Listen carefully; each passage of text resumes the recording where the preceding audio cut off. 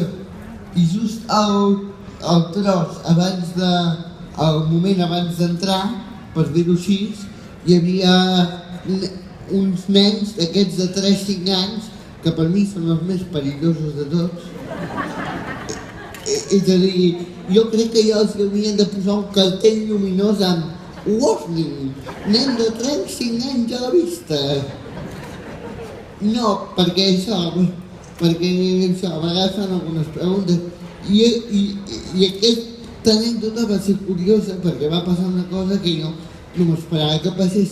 A l'entrar a l'aigua, cada vegada hi havia una nena que es posava a plorar. Cada vegada. Que al final jo em vaig començar a ratllar i vaig començar a preguntar-me però per què plora? Que havia fet alguna cosa, no ho sé. I resulta que el culpable era la sèrie de televisió La Riera, perquè la noia havia vist, o sigui la nena, havia vist, no sé si sabeu qui era l'Ignasi, el marit de la Mercè, que s'ofegava a la piscina. I la noia tenia un trauma. Això ho vaig descobrir després de parlar amb sa mare. Em va dir només que és que la nena té un trauma perquè cada cop que veu que algú amb problemes es posa dintre l'aigua, doncs li recorda l'Ignasi, no? I aleshores es posa a plorar. Bueno, ara anem a Londres. Jo vaig fer un viatge a Londres amb un grup de 7 discapacitats. No us podeu imaginar el follon que allò va significar. Trens, autobusos, picant-nos amb el conductor de l'autobús perquè només ens deixava entrar 2 cadires i érem 7, o qual necessitàvem 3 autobusos per passar. Bueno, un follon molt interessant. I ja ho sumo. Bueno, el primer dia, a les 8 del vespre, allò que vas tot cansat de fer turisme, a més si ets discapacitat multiplica-ho per 3, perquè hi ha el fenomen adoquins també, que rebotes, i on venen uns quants, doncs això, no? Agafem el metro, tornàvem cap a l'hotel, hòstia, para el metro de cop, què passa? Un suïcida. Se'ns ha tirat un suïcida a la via del tren, ha fet un 6 com a l'Empordà de sopa de cabra, tu. S'ha llançat i mira, just a la nostra línia de metro. No hi havia més línies de metro per tirar-se, tu. Clar, nosaltres ens vam quedar allà sitiats dins el metro, perquè vam...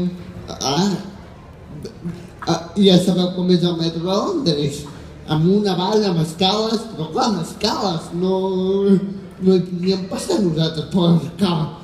No sé que volien que l'evitéssim una mica, però no era la qüestió. Clar, això va ser ja un punt de conflicte. Llavors, a Fuerteventura, per mi, va ser una experiència molt nova perquè vaig anar amb discapacitats intel·lectuals. I a mi, al principi, pensava, hòstia, vols dir que tu passaràs bé? Vols dir que tu passaràs bé? Clar, jo tenia certa por, no? I pensava, hòstia, discapacitats intel·lectuals, vols dir, collons, un descojone, però continuats. És a dir, que si aquest no m'estima, que si no voleu que tingui amics, els pobres monitors de cul no es podien ni dutxar, una cosa absolutament dantesca. I un dels comentaris anava dirigit a mi. El comentari és tan simple com: tu pots jugar a futbol? Home, a mi em veieu amb capacitats de ser un nou Messi? Perquè jo ara, potser és qüestió de parlar amb el Luis Enrique, i em trobaria un lloc al costat del Douglas, allà...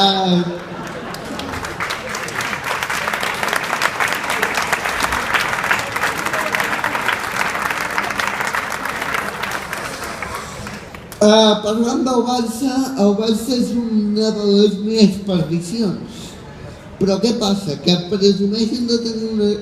Com sabeu, al Camp Nou hi passen 90.000 persones, i caben 90.000 persones, i presumeixen de tenir una zona de discapacitats amplíssima, amb 20 cadires, de les quals 19 estan sempre ocupades.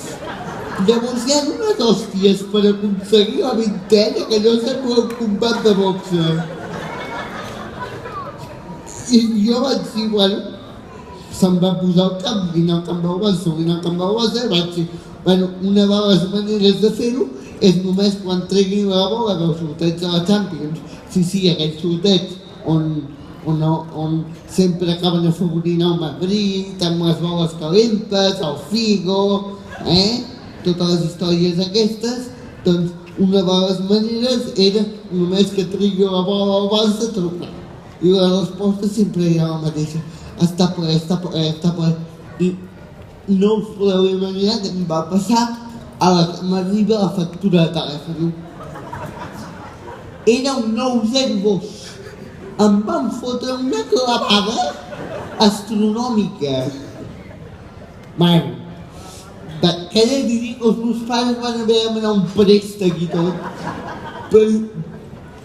per curar el deute que jo els havia deixat. Bueno, ara anem a una història ja més, diguem, que m'han explicat, que no m'ha passat a mi, però que em va semblar una història digna de posar a qualsevol monòleg, perquè realment és una història que il·lustra molt bé com estem avui en dia, no?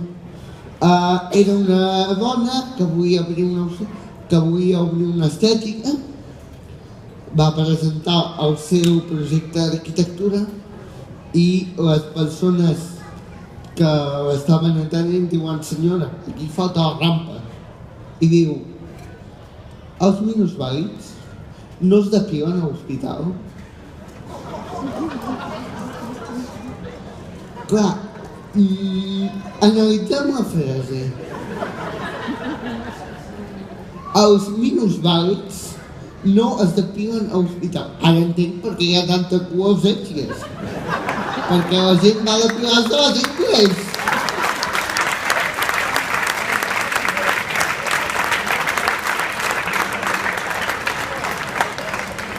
Puigdemont, prepari la cera calenta.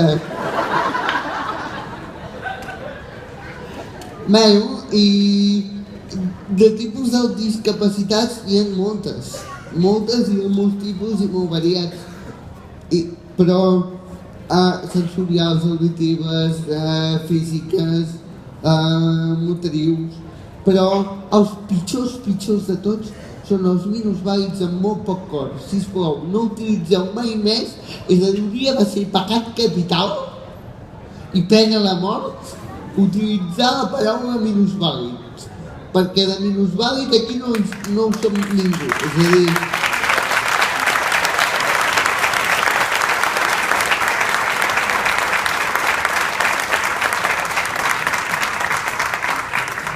No, això és curiós, no? Bueno, que moltes gràcies, que sóc el Marc Boixaderes i que em podeu trobar a Facebook, YouTube, Instagram i a tot arreu.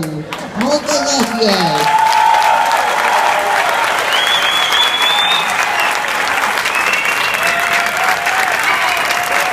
Ahí está mi cosa.